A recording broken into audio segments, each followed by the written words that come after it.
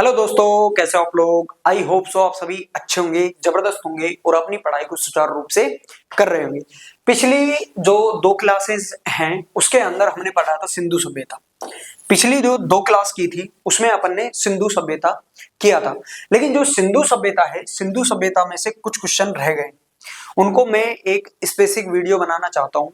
और वो क्वेश्चन किस टाइप के रह गए, जैसे जो हड़प्पा थी, हड़प्पा सभ्यता हो गई, मोहनजोदड़ो हो गई, मोहनजोदड़ो हो गई, मोहनजोदड़ो, और जो लोथल हो गई, कालीबंगा हो गई। इन ये जो सभ्यता थी, जो सिंधु सभ्यता की जो सभ्यताएं थी, उनकी खोज कब हुई और किसने की थी, इस टाइप के जो सारे क्वेश्चन थे वो मैंने स्किप किए हुए हैं अभी। उनको मेरा एक उद्देश्य है कि उनको एक स्पेसिफिक वीडियो के अंदर आपको समझाया जाए। और वो क्या है, इंपॉर्टेंट क्वेश्चन है। इंपॉर्टेंट क्वेश्चन होने के कारण वो एक जगह रहेंगे तो आपको सभी को याद रहेगा। ठीक है, समझ में आएगा। तो जो मोहनजोदड़ो के अंदर से इस टाइप वाले क्वेश्चन थे कि जो हड़प्पा सभ्यता है उसकी खोज किसने की थी, उसका उत्खनन कार्य किसने किया था और इसकी खोज कब हुई थी, ये सभी टाइप के जितने भी क्वेश्चन हैं वो मैंने अभी नहीं कराए सिंधु सभ्यता से। बाकी जो ऑलमोस्ट क्वेश्चन है वो मैं आपको करा चुका हूं। और आज हम पढ़ने वाले हैं वैदिक सभ्यता। आज कौन सी सभ्यता पढ़ने वाले हैं, वैदिक सभ्यता। और वैदिक सभ्यता से जितने भी इंपॉर्टेंट क्वेश्चन होंगे मैं आपको कराने वाला हूं। ठीक है, शुरू करें आज की क्लास। शुरू करें आज की क्लास। ठीक है, देखो पहला क्वेश्चन देखना। पहले क्वेश्चन को आप पढ़ना, उसके बाद में अपने आप से अपने अनुसार उस क्वेश्चन को आंसर देने की कोशिश करना। फिर ठीक है, फिर मैं आपको बता ही दूंगा कि उसका आंसर क्या है, उसको मैच कर लेना और आपकी उससे क्या है, थोड़ी प्रैक्टिस है वो अच्छी हो जाएगी। ठीक है, आज की क्लास को शुरू करें। देखो पहला क्वेश्चन देखना, वैदिक सभ्यता को कितने भागों में विभाजित किया गया है। जो वैदिक सभ्यता है उसको दो भागों में विभाजित किया गया है। ये वाला क्वेश्चन मैं जल्दी बता रहा हूं, नहीं तो पहले मैं आपसे क्वेश्चन का आंसर पूछूंगा, उसके बाद में मैं आपको आंसर दूंगा। अब ये देखो, ये क्वेश्चन इसी टाइप का है कि इसको मैं आपसे डायरेक्ट नहीं पूछ सकता। देखो जो वैदिक सभ्यता है उसको दो भागों में विभाजित किया है। कौन कौन से दो भाग, पहला तो है ऋग्वैदिक काल। कौन सा है, ऋग्वैदिक काल। ऋग्वैदिक काल, ऋग्वैदिक काल,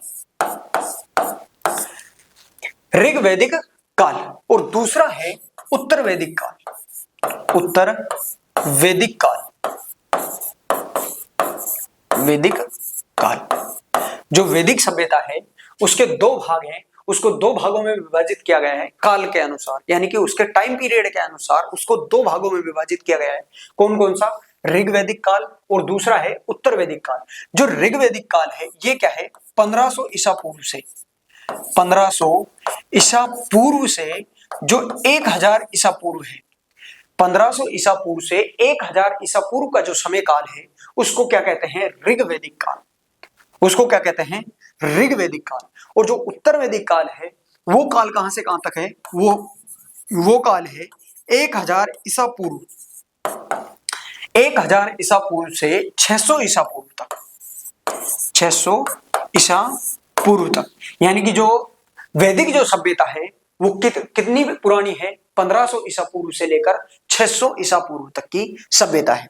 ये कितने भागों में बांटी गई है, दो भागों में, ऋग्वैदिक काल और उत्तर वैदिक काल। ऋग्वैदिक काल जो है वो 1500 ईसा पूर्व से 1000 ईसा पूर्व तक का काल को क्या कहते हैं, ऋग्वैदिक काल।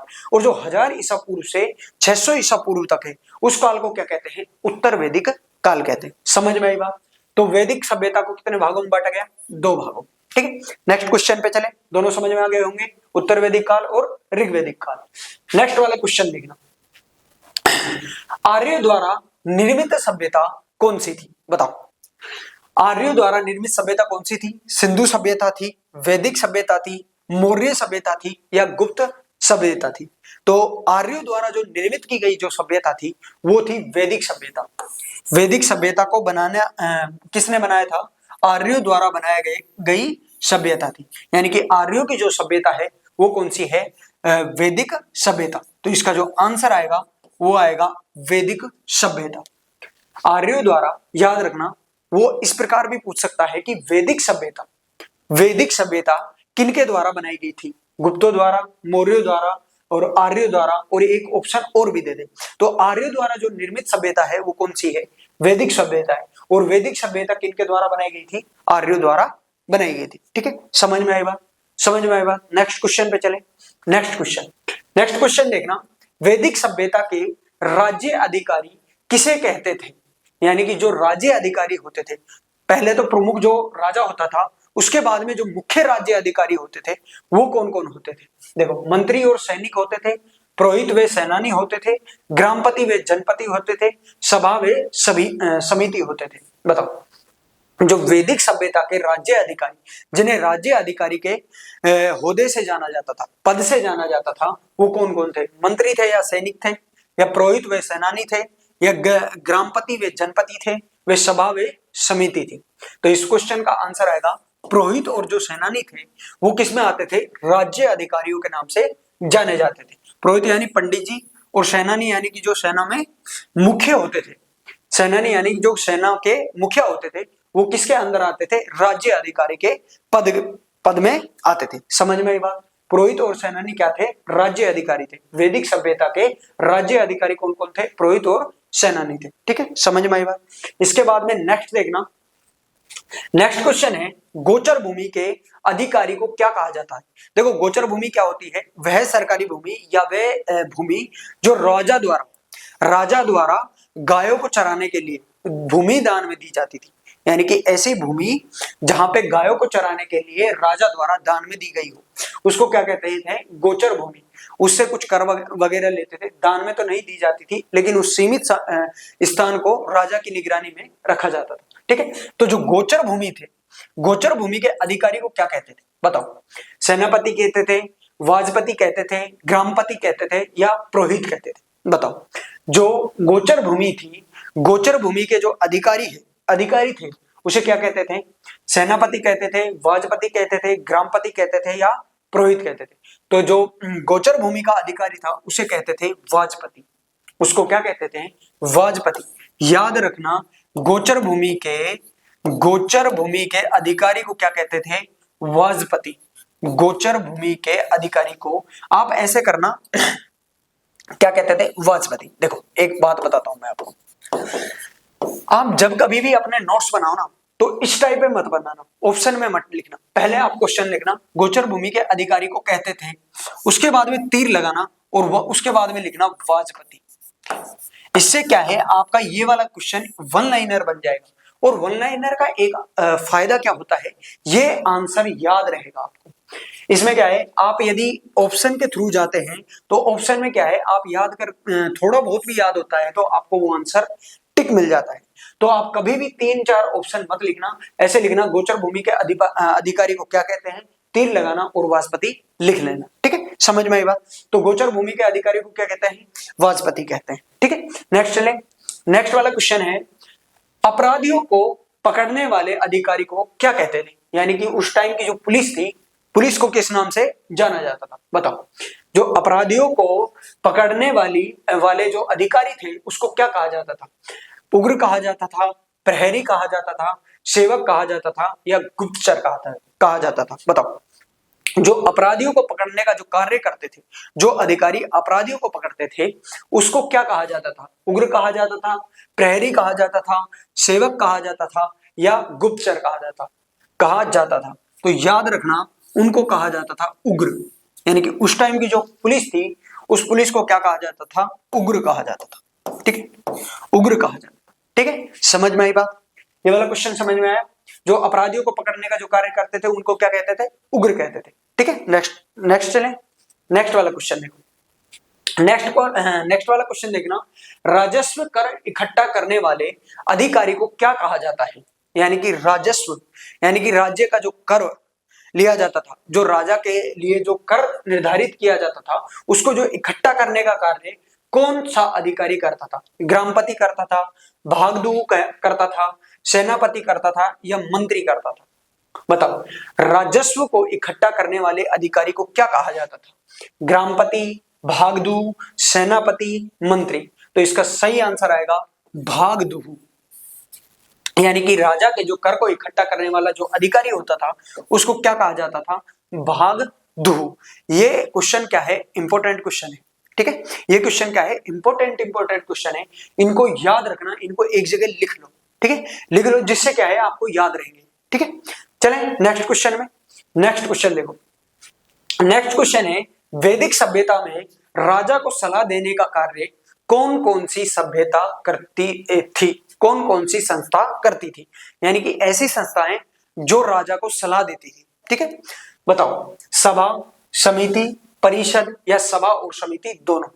यानी कि राजा को किसी भी कार्य में, जैसे कि कोई निचले स्तर का कार्य हो या किसी राज्य का कोई बड़ा मामला हो, उस बड़े मामले और छोटे मामले को जो क्या है निपटाने के लिए उसको किस प्रकार से किया जाए, उसका जो सलाह मशूरा जो किया जाता था वो किसके साथ बैठकर राजा करता था, सभा के साथ, समिति के साथ, परिषद के साथ या सभा या समिति के साथ। तो इसका जो सही आंसर आएगा वो आएगा सभा और समिति के साथ। यानी कि सभा का कार्य क्या होता था, सभा तो ये होता था निचले स्तर में, यानी कि किसी ग्राम के अंदर, किसी छोटे ग्राम के अंदर पंच बना, जैसे आजकल पंच होते हैं, पंचायत होती है, पंचायत में क्या होते हैं, बूढ़े बुजुर्ग जो व्यक्ति होते हैं वो अपने सीमित क्षेत्र यानी कि छोटे छोटे क्षेत्र में क्या है अपने मामलों को सुलझा लेते हैं।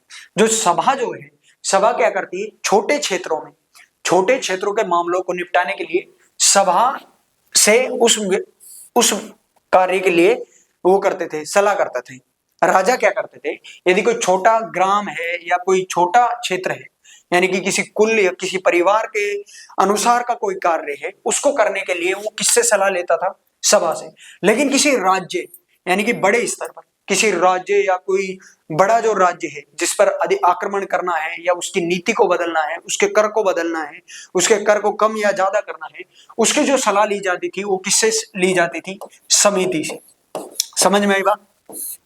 किसी राज्य या बड़े क्षेत्र, बड़ा जो क्षेत्र होता है उसके कार्य को निपटाने के लिए यानी कि उसके कार्य को करने के लिए किससे सलाह ली जाती थी, समिति से, और छोटे के लिए सभा से, ठीक है। दोनों समझ में आए। तो जो वैदिक सभ्यता में राजा जो सलाह का कार्य करता था वो कौन कौन सी सभ्यताओं से संस्थाओं से करता था, सभा से और समिति से। समझ में आई बात, समझ में आई बात। सभा और समिति दोनों से क्या करता था, सलाह मशूरा करता था, ठीक है, समझ में आई बात। नेक्स्ट देखना, नेक्स्ट वाला क्वेश्चन है, सभा व समिति के अध्यक्ष को क्या कहा जाता था, यानी कि सभा और समिति का जो प्रमुख होता था उसको क्या कहते थे, ब्रह्मा कहते थे, ईशान कहते थे, ऋषि कहते थे या ब्राह्मण कहते थे। बताओ, सभा व समिति के अध्यक्ष को क्या कहा जाता था। तो जो सभा और समिति का जो अध्यक्ष होता था उसे कहते थे ईशान। याद रखना, सभा व समिति के अध्यक्ष को क्या कहते थे, ईशान कहते थे। क्या कहते थे, ईशान कहते थे। सभा और समिति के अध्यक्ष को क्या कहते थे, ईशान कहते थे। समझ में आई बात। चले नेक्स्ट वाला क्वेश्चन देखें। नेक्स्ट वाला क्वेश्चन देखें। नेक्स्ट वाला क्वेश्चन है, वैदिक सभ्यता में युद्ध के लिए किस शब्द का उपयोग किया जाता था या प्रयोग किया जाता था। अब तो क्या है, युद्ध बोलते थे, और जो वैदिक सभ्यता थी यानी कि वैदिक जो काल था, उस वैदिक काल में युद्ध को किस नाम से जाना जाता था। बताओ, संग्राम, संग्राम के नाम से जाना जाता था, गविष्टि के नाम से जाना जाता था, गोजित्य के नाम से जाना जाता था या रण के नाम से जाना जाता था। बताओ, वैदिक सभ्यता में या वैदिक काल में युद्ध को किस नाम से जाना जाता था। संग्राम के नाम से जाना जाता था, गविष्टि के नाम से जाना जाता था, गोजित्य के नाम से जाना जाता था या रण के नाम से जाना जाता था। तो ये बात याद रखना, जो वैदिक सभ्यता है और जो वैदिक काल है उसके अंदर जो युद्ध को माना जाता था वो किस नाम से जाना जाता था, गविष्टि के नाम से जाना जाता था, ठीक है, गविष्टि के नाम से जाना जाता था, जिसका अर्थ है गाय को ढूंढना। जिसका अर्थ क्या है, गाय को ढूंढना, ठीक है, समझ में आई बात। युद्ध को किस नाम से जाना जाता था, गविष्टि के नाम से, जिसका अर्थ क्या है, गाय को ढूंढना। नेक्स्ट क्वेश्चन देखो। नेक्स्ट क्वेश्चन है, दशराज्य का युद्ध का उल्लेख ऋग्वेद के किस मंडल में मिलता है। दशराज्य का जो युद्ध है वो वैदिक काल में होने वाला एक महासंग्राम था। वो क्या था, महासंग्राम था, जो सुदामा व 10 जन क्या होते थे, सुदामा वे 10 जनों के बीच हुआ था। यानी राजा वे वहां के आस पड़ोस के जो 10 गांव थे उनके बीच में होने वाला जो युद्ध था वो क्या था, दशराज्य का युद्ध था। वो क्या था, दशराज्य का युद्ध था जो सुदामा यानी कि उस टाइम का जो राजा था उसके बीच और वहां के आसपास के दो 10 जन का मतलब है वहां राज्य लगा लो या कोई क्षेत्र थे, 10 क्या थे, ग्राम थे, 10 गांवों के बीच में होने वाला एक भयानक युद्ध था। तो जो दशराज्य का युद्ध था वो ऋग्वेद के किस मंडल में उल्लेखित है? तो वो बताओ ऋग्वेद के किस मंडल में, 5वें मंडल में, 7वें मंडल में, 9वें मंडल में या 10वें मंडल में वो क्या है उल्लेखित है? तो बताओ। तो जो दशराज्य का युद्ध है वो ऋग्वेद के 7वें मंडल में क्या है, मंडल में उल्लेख है उसका। दशराज्य का जो युद्ध का उल्लेख है वो ऋग्वेद के 7वें मंडल के अंदर क्या है उल्लेखित है। समझ में आई बात? समझ में आई बात? चले नेक्स्ट क्वेश्चन की ओर। नेक्स्ट क्वेश्चन देखो। नेक्स्ट क्वेश्चन है दशराज्य युद्ध किस नदी के किनारे लड़ा गया था?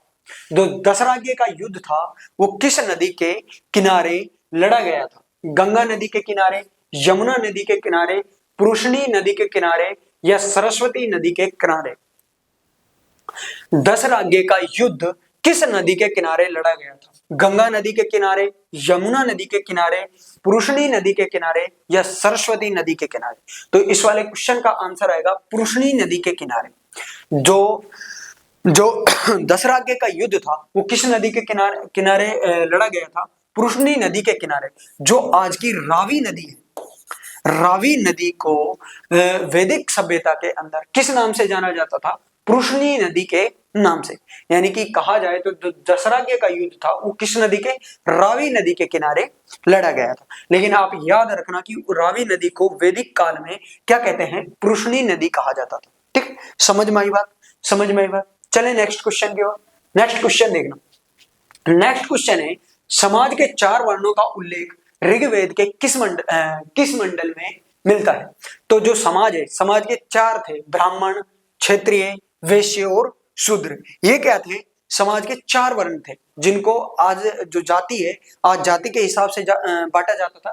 पहले कर्म के हिसाब से ब्राह्मण को ब्राह्मण परिवार जो ज्ञान देने का कार्य करते थे वो ब्राह्मण में, जो क्षत्रिय लड़ने का काम है वो क्षत्रिय, वैश्य और शूद्र जो नीचे के जो चपरासी वगैरह होते थे वो शूद्र, और वैश्य जो भीख भीख मांगने का कार्य करते थे वो वैश्य के अंदर आते थे। तो ये जो 4 वर्ण थे, ब्राह्मण, क्षत्रिय, वैश्य और शूद्र, इनका जो उल्लेख मिलता है वो ऋग्वेद के किस मंडल में मिलता है? बताओ। 3रे में, 7वें में, 9वें में या 10वें मंडल में उसका उल्लेख मिलता है? बताओ। जो समाज के 4 वर्णों का जो उल्लेख मिलता है वो ऋग्वेद के 10वें मंडल में मिलता है। कौन से मंडल में मिलता है? 10वें मंडल के अंदर क्या है, ऋग्वेद के अंदर, ऋग्वेद का जो 10वां मंडल है उसमें समाज के 4 वर्णों का उल्लेख है, ब्राह्मण, क्षत्रिय, वैश्य और शूद्र का। ठीक है, समझ में आई बात? समझ में आई बात? चले नेक्स्ट क्वेश्चन की ओर। ये याद रहेगा ऋग्वेद के 10वें मंडल में।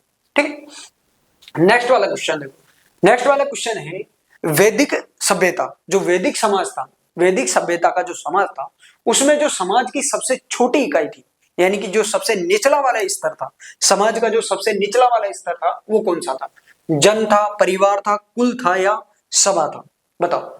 वैदिक समाज की सबसे छोटी इकाई क्या थी? जन था, परिवार था, कुल था या सभ्यता था? इस वाले क्वेश्चन में आपको कुछ लोगों के आंसर बी आ रहा होगा, किसी का सी भी आ रहा होगा और किसी का दोनों भी आ रहा होगा। तो घबराने वाली बात नहीं है, यहां से क्लियर हो जाएगा कि जो समाज की सबसे छोटी इकाई थी वो परिवार या कुल थी। परिवार को ही क्या है, वैदिक काल में कुल कहा जाता था। ठीक है, ये वाला ऑप्शन इसी वजह से लिया है कि आपको यदि किसी प्रकार का इसमें डाउट हो, किसी का बी आ रहा होगा, किसी का सी आ रहा होगा या किसी का दोनों भी आ रहा होगा, तो इसका आंसर है दोनों। परिवार और कुल क्या है, वैदिक जो समाज था उसकी सबसे छोटी इकाई थी। ठीक है, समझ में आई बात? तो जो वैदिक समाज की सबसे छोटी इकाई वो कौन सी थी? परिवार या कुल। परिवार को ही क्या कहते थे? कुल कहते थे। समझ में आई बात? समझ में आई बात? नेक्स्ट वाले क्वेश्चन की ओर चले। नेक्स्ट वाला क्वेश्चन देखो। नेक्स्ट वाला क्वेश्चन है समाज की जो सबसे छोटी इकाई के प्रमुख को क्या कहा जाता था? पहली बात तो जो समाज की सबसे छोटी इकाई थी वो मैं अभी बता के आया हूं, परिवार या कुल। परिवार या कुल। ठीक है, समझ में आई बात? परिवार या कुल क्या थी? वैदिक समाज की जो सबसे छोटी इकाई थी, और इसका जो प्रमुख था उसको क्या कहते थे? बताओ। कुलपति कहते थे, कुलुप कहते थे, कुलप कहते थे, ग्रामपति कहते थे या जनपति कहते थे? बताओ। जो परिवार या कुल था उसका जो मुखिया कहलाता था, उसका जो मुखिया था वो क्या कहलाता था? कुलपति कहलाता था, कुलप कहलाता था, ग्रामपति कहलाता था या जनपति कहलाता? तो इस वाले बात को याद रखना, कुलपति मत कर देना, ठीक है? कुलपति करते ही आपका वो गलत हो जाएगा।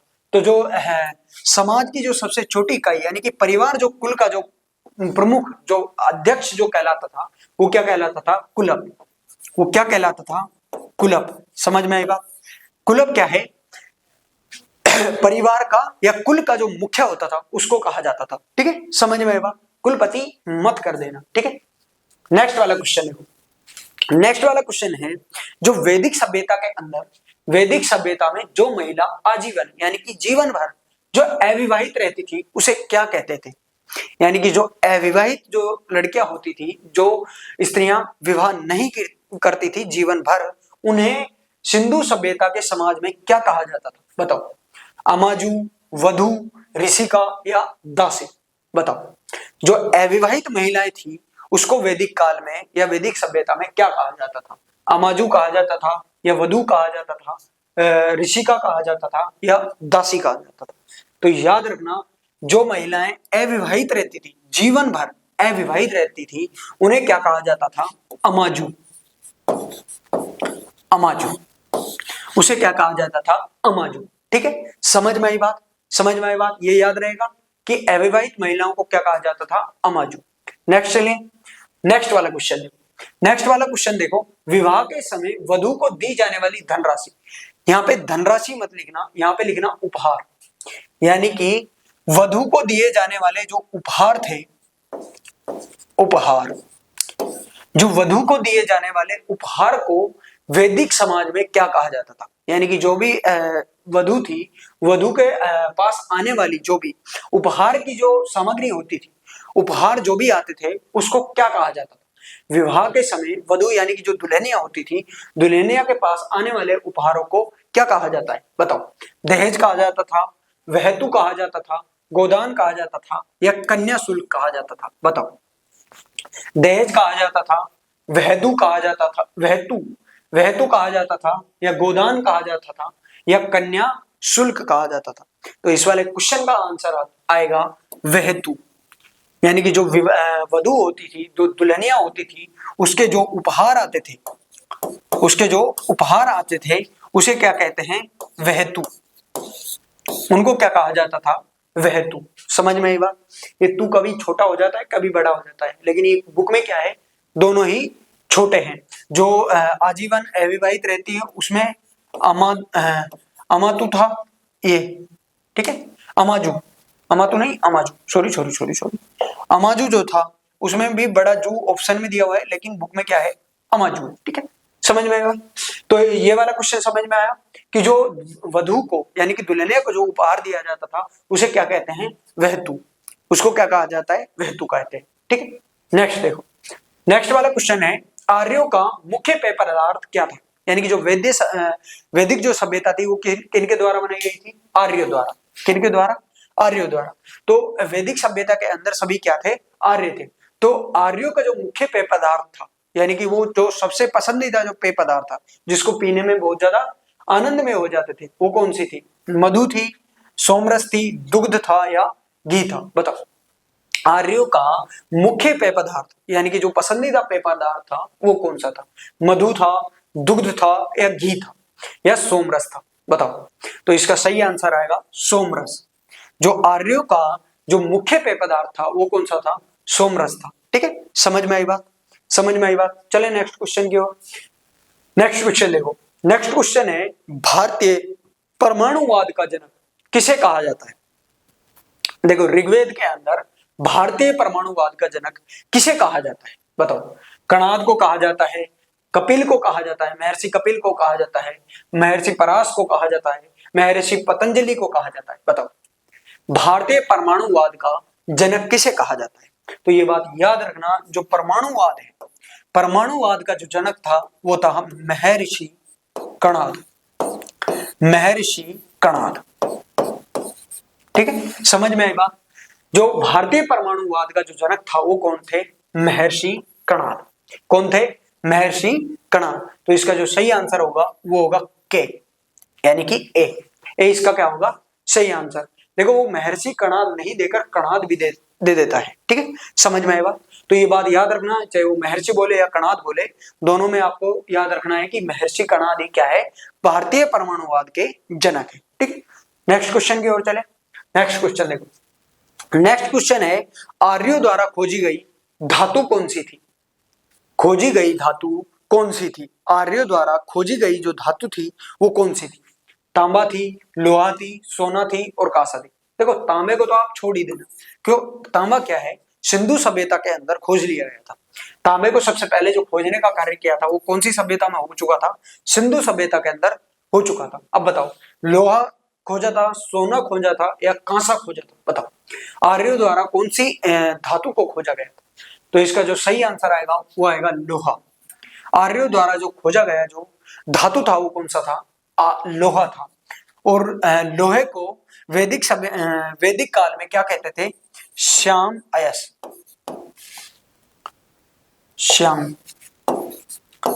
श्याम अयस, ठीक है, श्याम अयस। लोहे को क्या कहते थे? श्याम अयस। और जो तांबा था, तांबे को क्या कहते थे? लोहित अयस। तांबे को किस नाम से जाना जाता था? लोहित अयस के नाम से जाना जाता था। यह भी बात याद रखना कि वैदिक काल में वो इन ऑप्शनों में ये दे दे कि श्याम अयस को खोजा गया था या लोहित अयस को खोजा गया था, तो नाम के हिसाब से आप भ्रमित मत हो जाना कि जो लोहित अयस है वो तांबे को वैदिक काल में जाना जाता था, ठीक है। तांबे को किस नाम से जाना जाता था? लोहित अयस के नाम से। और श्याम अयस के नाम से किसको जाना जाता था? लोहे को जाना जाता था, ठीक। समझ में आई बात? समझ में आई बात? नेक्स्ट क्वेश्चन की ओर चले। देखो नेक्स्ट क्वेश्चन देखो, नेक्स्ट क्वेश्चन है आर्य कितने प्रकार के वस्त्र पहनते थे? अब मैं इसको कितने प्रकार से बोलूं या ये बोलूं कि आर्यों की जो पोशाक थी, आज जैसे दो टाइप में है, पैंट और शर्ट में, इसी प्रकार जो पैंट को क्या कहा जाता था और शर्ट को क्या कहा जाता था और पगड़ी को क्या कहा जाता था। तो मेरे को ये क्वेश्चन डालना था, इंपॉर्टेंट क्वेश्चन था, और मेरे को ये समझाना भी था कि आर्य कितने प्रकार के वस्त्र पहनते थे।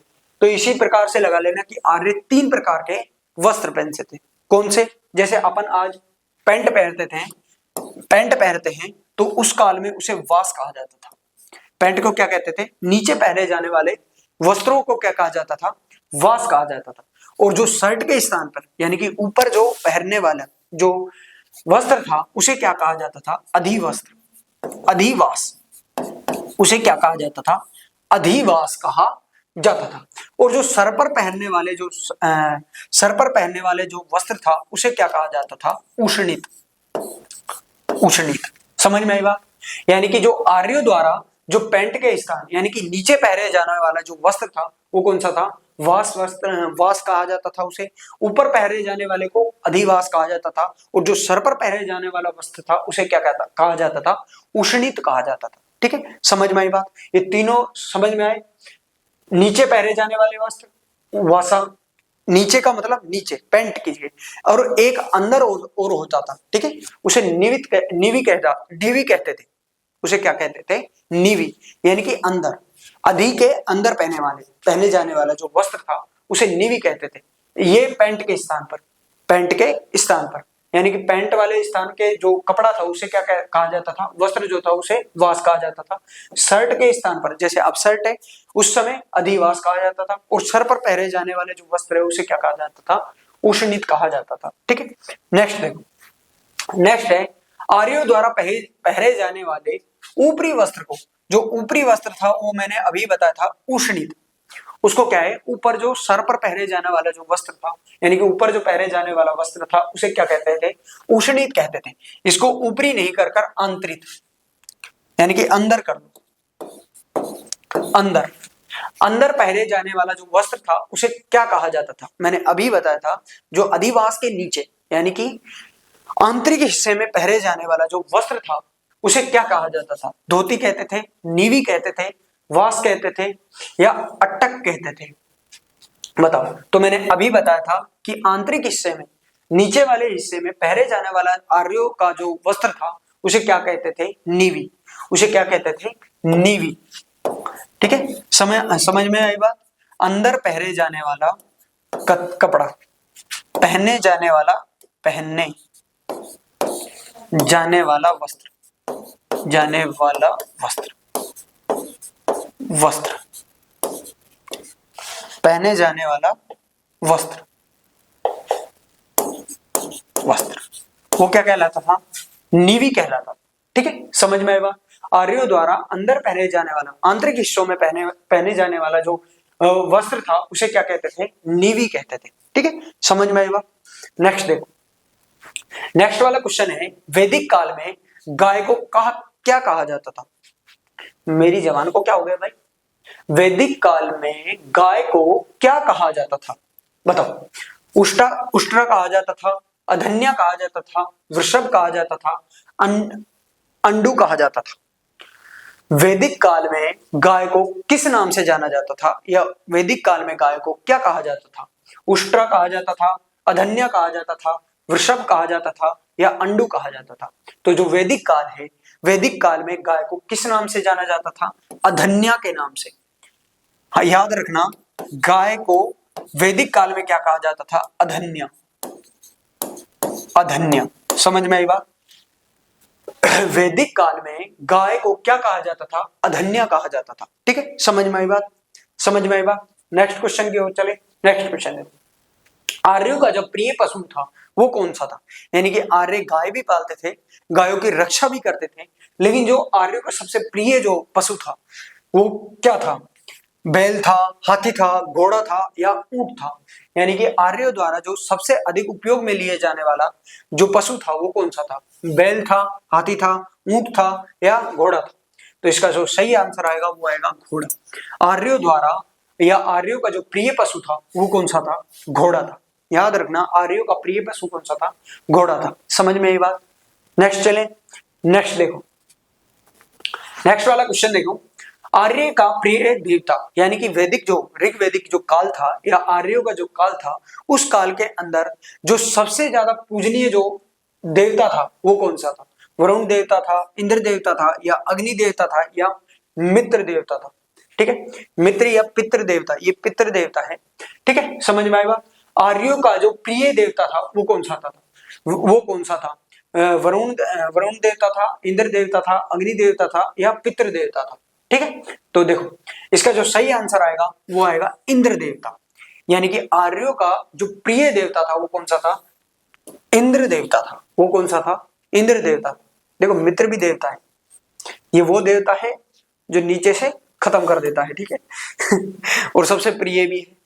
ठीक है, मित्र एक बहुत अच्छी चीज है, लेकिन यदि वो धोखेबाज ना हो, तो सच्चा हो, अच्छा हो, बिगाड़ने वाला हो, ठीक है, तो ये क्या है तो इसका सही आंसर क्या आएगा? इंद्र देवता। समझ में आएगा? इंद्र देवता, आर्यों का प्रिय देवता कौन सा है? इंद्र देवता है। ठीक है, अब मेरी ये वीडियो जाएगी मेरे दोस्तों तक नेक्स्ट क्वेश्चन देखो।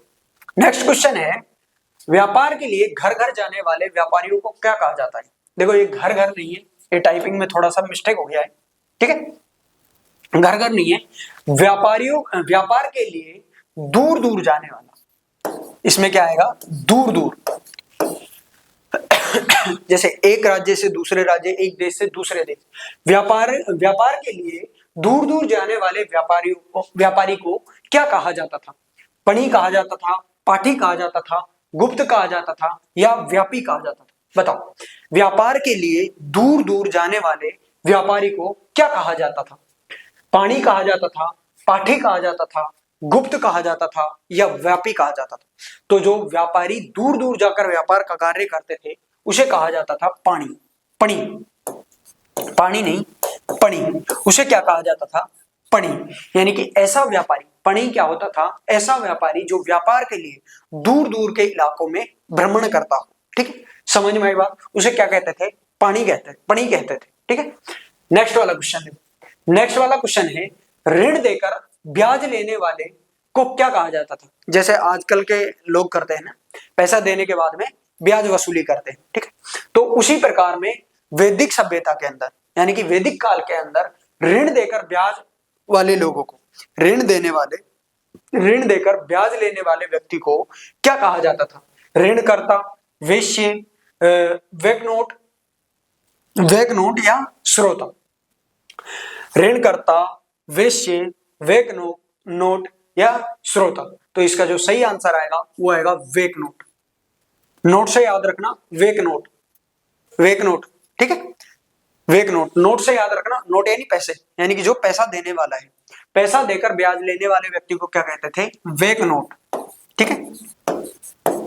वैकनोट, देखो उस टाइम में भी अंग्रेजी आती थी, वैकनोट, नोट लगा दिया उसके पीछे में, ठीक है। ऐसा व्यक्ति जो ऋण देकर ब्याज लेने वाले व्यक्ति को क्या कहते थे? वैकनोट, ठीक है। समझ में आई बात? तो ये कुछ इंपॉर्टेंट क्वेश्चन थे जो वैदिक सभ्यता से रिलेटेड थे। ये सारे ही इंपॉर्टेंट क्वेश्चन है, इनको रट लेना, याद कर लेना, ठीक है। तो आज की क्लास को यहीं पर ही समाप्त करते हैं।